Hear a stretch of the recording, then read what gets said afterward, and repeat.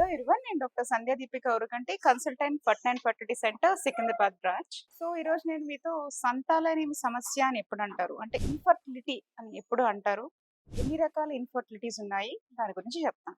So infertility అని ఎప్పుడు అంటారు అంటే, ఒక కపుల్ పెళ్ళైన తర్వాత 1 ఇయర్ వరకు కలిసి ఉన్న తర్వాత కూడా ప్రెగ్నెన్సీ అనేది రాకపోతే దాన్ని ఇన్ఫర్టిలిటీ సమస్య అంటారు.